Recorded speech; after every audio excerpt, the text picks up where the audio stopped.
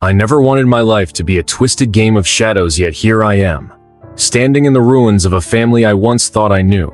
My name is James Harper. I'm 36 years old, a self-made entrepreneur with a luxury apartment overlooking the skyline of New York City. Last year, I sold my tech startup for nearly $7 million. Money enough to live 1,000 comfortable lives, yet somehow none of it shields me from the ghosts of my past. My father, Richard Harper, is the one shadow that never leaves. He wasn't just a man, he was a storm. Once a successful real estate magnate, his empire crumbled under bad deals and worse choices. What remained was a man broken by bitterness, a man who didn't see me as a son but as a walking ATM, a wallet to be drained and controlled. Every birthday, every holiday, every family gathering was a minefield. The smile he never gave, the hug he never offered, the words of affection he never uttered, replaced with cold glances and a grip tight enough to choke my spirit. Behind closed doors, his cruelty took a darker form. When I was a child, he was an alcoholic, and when drunk, a merciless monster. He beat me without cause, without warning. Those scars run deep, invisible but bleeding with every memory. That evening was my mother's birthday, Evelyn, a woman of grace and strength, the only light in our fractured family. The old Victorian house in Westchester was decorated with lanterns and laughter, but I could barely hear over the pounding of my heart. I adjusted the dark green shirt she loved, trying to steel myself for the night. He was there, as always, lurking in the shadows with a glass of red wine, watching, his eyes cold, calculating. He called me over when I reached for a slice of cake. Offering me a glass, he said was special. I didn't want to take it, but his voice held a mocking edge that left me no choice. That single glass, changed everything. Within minutes, the world tilted.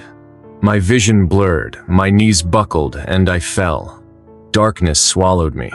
I woke up in my mother's arms, the night a painful haze. She said my father claimed I'd drunk too much. But I knew the truth. I had only taken one sip. That night began a journey that tore apart every truth I thought I knew about my family. I would uncover a secret so dark, so poisonous, it would force me to choose between justice and protecting the only family I had left. The dizziness faded slowly, replaced by a gnawing uncertainty I couldn't shake. My mother's worried eyes haunted me as she sat beside me in that old guest bedroom. Evelyn, despite all the pain she had endured, remained my anchor, the fragile voice of reason in a sea of chaos. She held my hand, trembling, whispering words that only deepened the dread tightening around my chest. "You didn't drink enough to pass out, James. I know you." Her words echoed in my mind, looping endlessly like a broken record. How could she be so sure? How could anyone be so sure? Because she had seen it before. The sudden collapse, the shortness of breath, the unconsciousness, all the same signs my grandfather had shown decades ago, before he died suddenly. I barely remembered him. A towering man with a booming laugh, who'd vanished from my life before I had a chance to truly know him. Yet now, fragments of family secrets I never wanted to uncover began bleeding through the cracks. That night, I lay awake, staring at the ceiling, my mind racing. The memory of the wine glass, its deep red color glinting in the light, and my father's cold smirk were burned into my thoughts. He called it special. Special enough to knock me out cold. Special enough to poison me. Was it paranoia? Or was this my life now, trapped in a web of suspicion and betrayal? I knew I couldn't stay silent, not this time. I began my own investigation discreetly. I couldn't risk involving anyone else, especially not my mother. If Richard, my father, suspected even a hint of defiance, he could turn the knives sharper, and Evelyn would be caught in the crossfire. My first step was simple but terrifying. I needed proof. Under the pretense of routine, I returned to that house several days later. The garden was quiet, the lanterns long since extinguished. My father, oblivious to my presence, sat on the porch drinking alone, his sharp gaze fixated on a distant horizon only he could see. I watched him from the shadows, recalling the same smug smile that had frozen my blood. The next time I saw him hand me a glass of wine, the so-called special glass, I was ready. I pretended to fumble with my napkin, bending down in one swift motion to swap his glass with mine. The movement was so fast I almost didn't believe I'd pulled it off without a single person noticing. He took a large sip, and for once, I held my breath, not mine, his. Minutes passed, laughter and conversation swirling around the room like smoke, but something didn't happen. Nothing. Had I been wrong? Had I let my paranoia consume me? The relief was fleeting. Then, like a slow-motion nightmare, it began. My father's face paled, his breath hitched in a ragged gasp. He clutched his chest, staggering back, knocking over a vase that shattered loudly. The room erupted into chaos. My mother screamed, and relatives rushed forward. I stood frozen, terrified, but vindicated. The same symptoms I had felt. The same betrayal laid bare in front of everyone. As paramedics took him away, his glass slipped from his hand, shattering on the floor like the shattered trust between us. And in that moment, something changed. The thin veil hiding the darkness of his intentions had been ripped away. Back at my apartment, I couldn't stop the flood of questions. Why? How? What had driven a man to such lengths? The answers seemed buried somewhere between his mounting debts and a desperate hunger for control. The lab tests confirmed my worst fears. The wine contained barbiturate's powerful sedatives, enough to cause unconsciousness, even death, if administered in the wrong dose. My father had tried to kill me, twice. The realization was like a punch to the gut. The man who gave me life now wanted to take it away for what? Money? Pride? A broken legacy? I was left standing at a crossroads, the truth in my hands, a family in ruins, and a decision that could either destroy or save us all. Days after the harrowing Thanksgiving incident, the weight of what I'd uncovered refused to lift. The truth was a jagged blade slicing through the fragile veneer of my family's facade. The lab report sat on my desk like a ticking time bomb, a damning piece of evidence proving my father's attempt to poison me. Yet, the more I stared at it, the more conflicted I became. My father, the man who raised me, despite everything, was also drowning in debts, desperation, and shadows of his own failures. Was he merely a villain? Or a broken man consumed by his own darkness? I couldn't tell anymore. My nights were restless. The apartment that once felt like a fortress of success became a prison of anxiety. Every creak of the floorboards, every ring of the phone jolted me from uneasy sleep. My mother's voice haunted my thoughts, her worry, her quiet strength. She had believed me, at least partly, but that hope was fragile, hanging by a thread. I knew she was torn between love for her husband and protectiveness toward me. A family divided, fragile as glass. Despite the storm brewing inside, life demanded I keep moving. Business meetings, boardroom deals, negotiations all felt hollow without peace in my soul. I began to realize money couldn't buy freedom from the past. Then came the call I dreaded. My father had been released from the hospital. The doctors were baffled, no explanation for the sudden collapse, no cause for the shock. The lie was too polished, too convenient. A mask to hide the poison beneath. He was back at the old house, weaker but still dangerous. I debated my next move for hours. Going to the police felt like tearing open a wound that might never heal. It could destroy my mother, break her in ways no one could mend. Yet silence could mean death for me, for her, maybe for others. I chose to confront him, not with the police, not with accusations, but with cold, hard truth. The afternoon I returned to the house, the air was thick with tension. I saw my mother in the kitchen, her hands trembling as she prepared tea. She glanced at me, eyes wide but guarded. In the living room, my father sat in his usual armchair, the same glass of red wine cradled in his hand. His smirk curled like a blade. "James," he said lightly, "come to visit your old man." I didn't sit. Instead, I placed the lab report on the table between us, the words "barbiturate detected" glaring like a scarlet letter. "Explain this," I said, voice steady but icy. His face tightened, a mask slipping. "You're insane," he spat. But the panic betrayed him. I pressed on. "The wine, the collapse, you tried to poison me. Twice." He faltered, then crumbled. Confessions spilled out like poison itself. Debt, desperation, the will he planned to forge to steal my fortune. The man I called father was no longer a father, just a desperate shadow. And yet, in that broken moment, I didn't feel triumph, only a crushing sadness. I told him I wouldn't go to the police, but from now on, he was to stay away from me and my mother. As I left, I caught my mother's gaze red, tired, haunted. She'd heard everything. The house felt emptier than ever. Walking away, I realized the battle wasn't over. It had just begun. The days following my confrontation with my father felt like walking through a fog, dense, disorienting, suffocating. The old house, once filled with faint echoes of happier times, now seemed like a mausoleum for broken promises and shattered trust. Mother tried to keep the semblance of normalcy alive. She wore her smiles like armor, but I saw the cracks in her eyes, the sleepless nights, the whispered prayers in the dark. She was caught in a painful limbo, torn between love and fear, between the man she married and the son she wanted to protect. I too was trapped. My life outside the family drama was a blur of meetings, contracts, and endless negotiations. Yet no boardroom victory could silence the storm raging within. My every waking moment was haunted by the image of that glass of wine, red and treacherous, and my father's smirk that masked something far more sinister than mere disdain. At night, I lay awake, replaying every detail. How many times had I been lucky?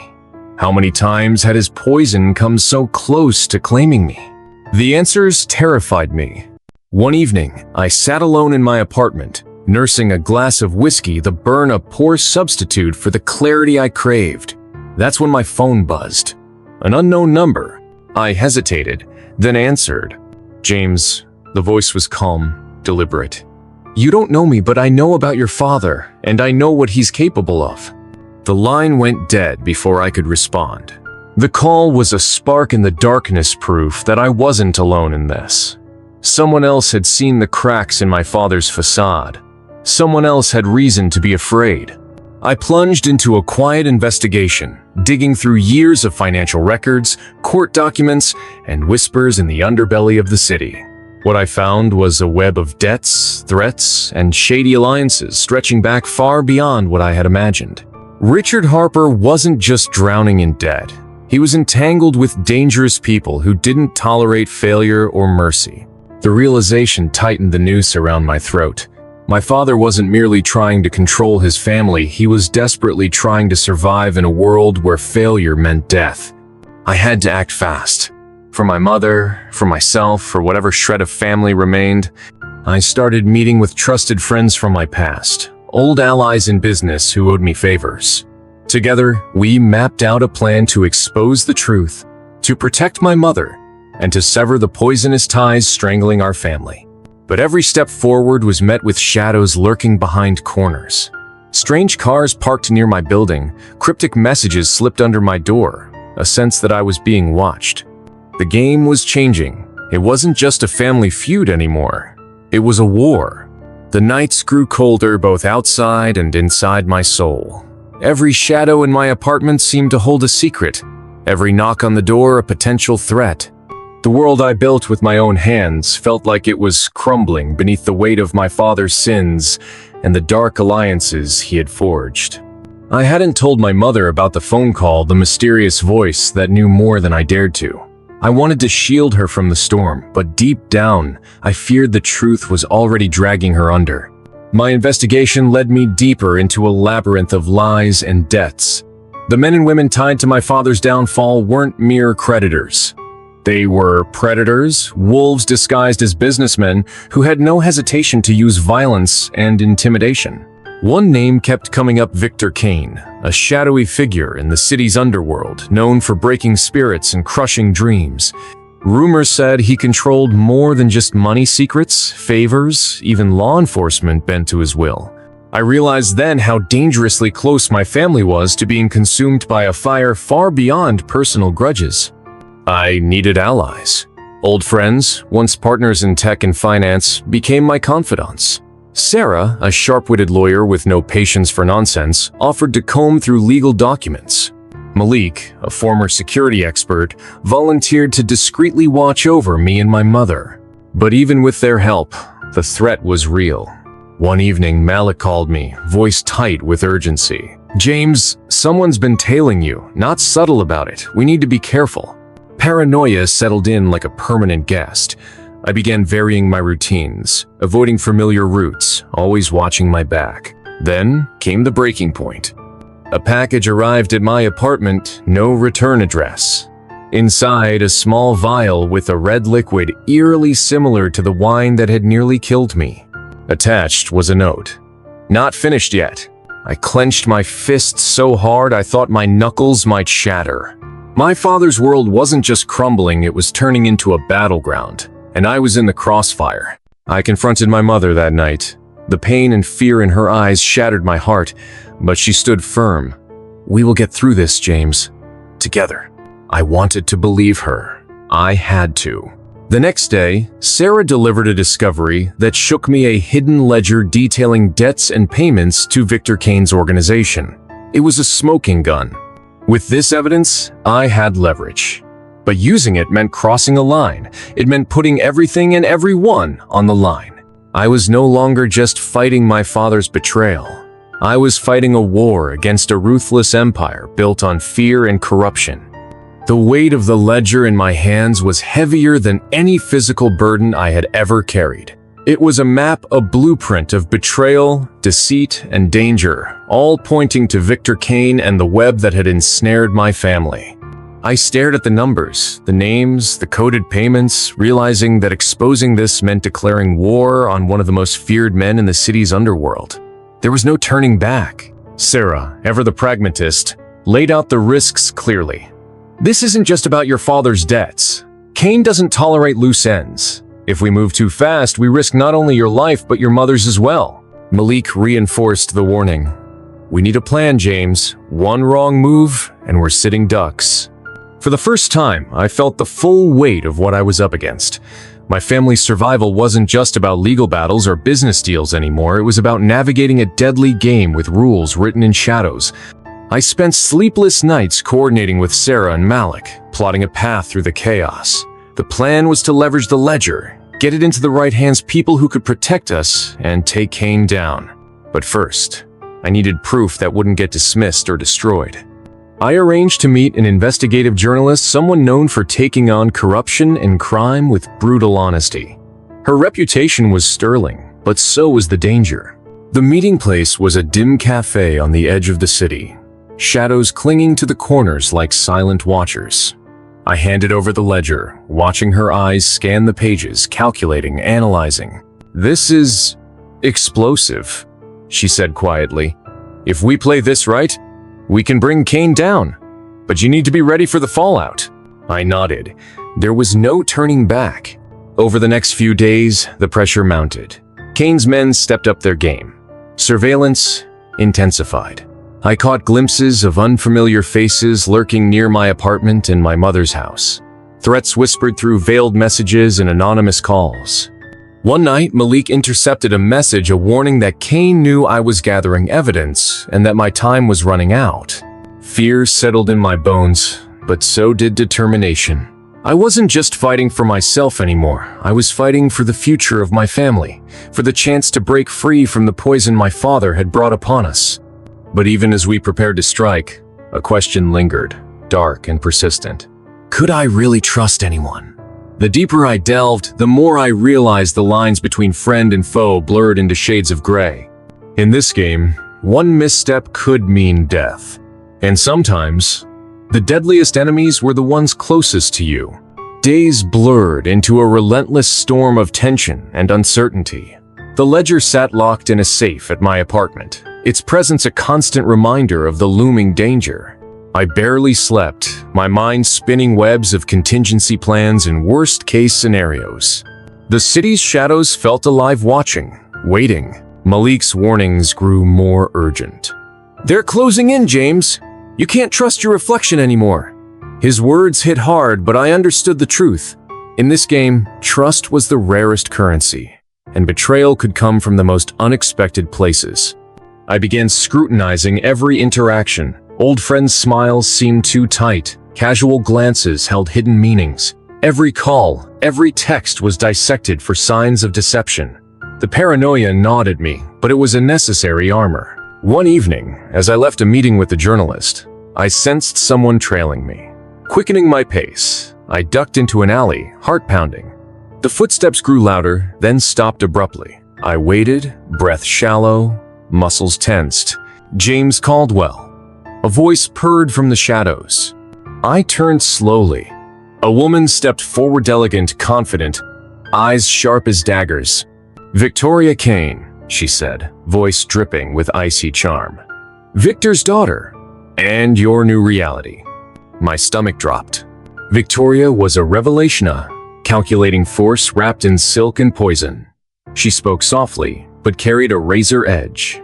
She warned me to drop the ledger, to forget Kane and his empire, or suffer consequences that would shatter everything I held dear. He didn't flinch. "I'm not afraid of shadows," I said, voice steady despite the cold surge of fear. She smiled, part amusement, part menace. "You should be." Over the following days, the pressure intensified. Anonymous threats escalated to direct messages. Malik uncovered plans for a break-in at my apartment.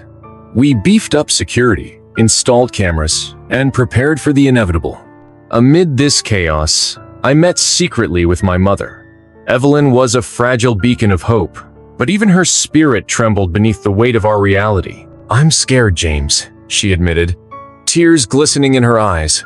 "But I trust you. Please be careful." Her words steeled my resolve. I couldn't let her down. The journalist's investigation gained traction. Early leaks hinted at Kane's corruption, but with every revelation, Kane's grip tightened. Powerful allies moved to protect him, muddying waters and silencing witnesses. I realized that exposing Kane was not just about justice, it was a battle for survival, and survival demanded sacrifices. One night, Malik intercepted a chilling message. "Next time, the poison won't just knock you out." I looked at the glass of water on my bedside table and wondered how long my luck would hold. The night air was thick with a quiet menace as I sat alone in my dimly lit apartment. The soft hum of the city outside, contrasting sharply with the turmoil inside my mind. Every shadow seemed to stretch, every sound sharpened. The ledger lay open on the table before me, its pages a chilling testament to the rot eating away at my family and the city itself. I was no longer just a man fighting for his inheritance or to expose a father's betrayal. I was a target, a pawn in a dangerous game played by unseen forces with rules written in blood and silence. And the closer I got to the truth, the more I realized that the people I trusted or thought I did might not be who they appeared to be. Victoria Kane's visit had unsettled me more than I let on.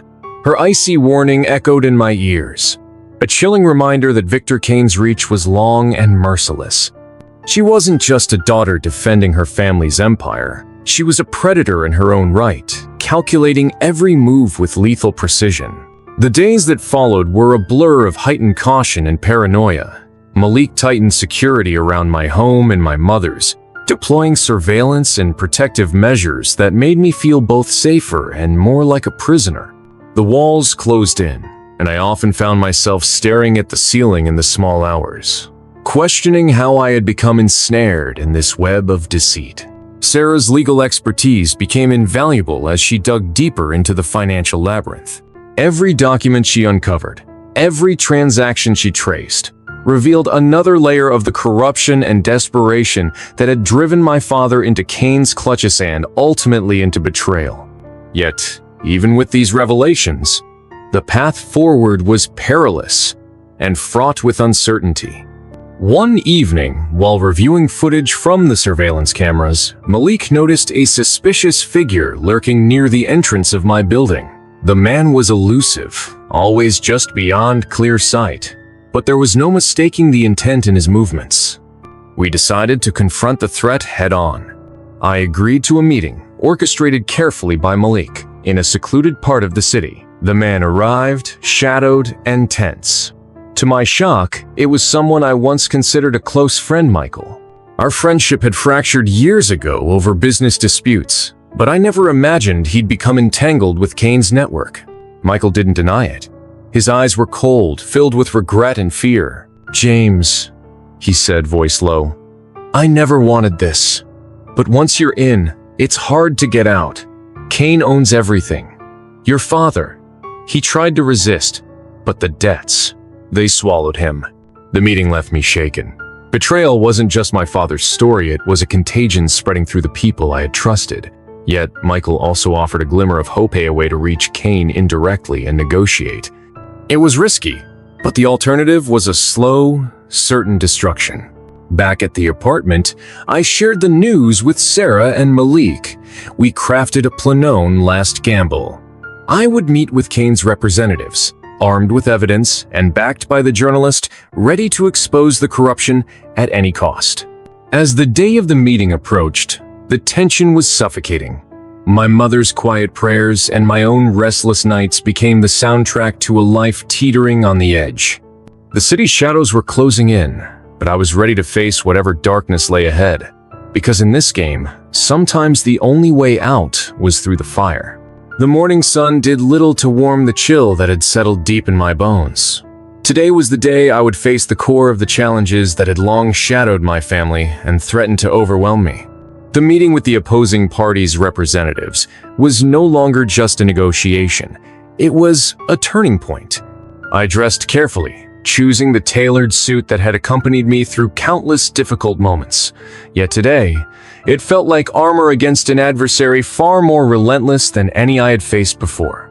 Malik accompanied me, his presence a silent reassurance, while Sarah and the journalist waited nearby, ready to act if needed.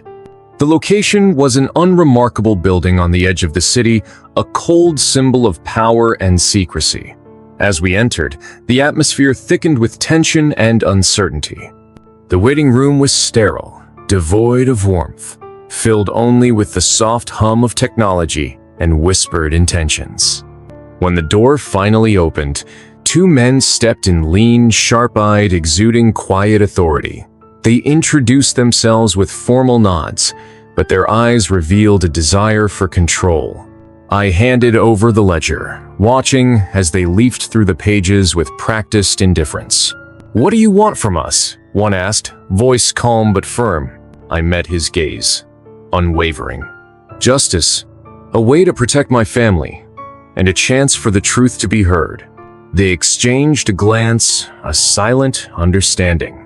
Then came the conditions: repayment plans, restructuring debts, and a stern request to distance ourselves from the journalist and anyone challenging their influence. I understood the risks of refusal or worse, betrayal.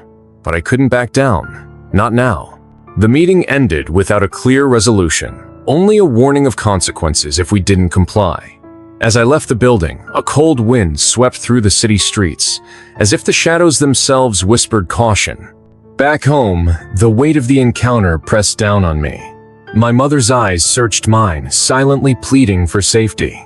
I vowed to protect her at all costs. That night, the journalist's report went live, detailed evidence exposing corruption, connections to my father's downfall, and a hidden network threatening many lives. The response was swift and intense. The city reacted with outrage. Calls for change rose, and authorities were compelled to respond. Yet, amid the turmoil, the risks grew greater. Forces aligned against us retaliated, targeting those linked to the revelations. Malik's vigilance saved us multiple times, intercepting threats, deflecting danger, and keeping us safe. But the cost was increasing. Sarah warned that the challenges ahead would be severe, a battle fought not only openly but in shadows as well. Through it all, I held onto one truth, that revealing the darkness was the only path to freedom, no matter the scars or the stakes. The fight was far from over, but I was ready, because sometimes the brightest light shines strongest in the darkest night. The days following the expose were a relentless blur, a tempest of media storms, police raids, and whispered threats that seemed to echo through every corner of my life. Kane's empire, once a shadowy monolith, was cracking, but the cost of its collapse was rising steeply. Every phone call I answered carried a weight of uncertainty. Every shadow outside my window could hide an enemy. Malik's vigilance became a lifeline, his presence a constant reminder that trust was scarce and the danger real.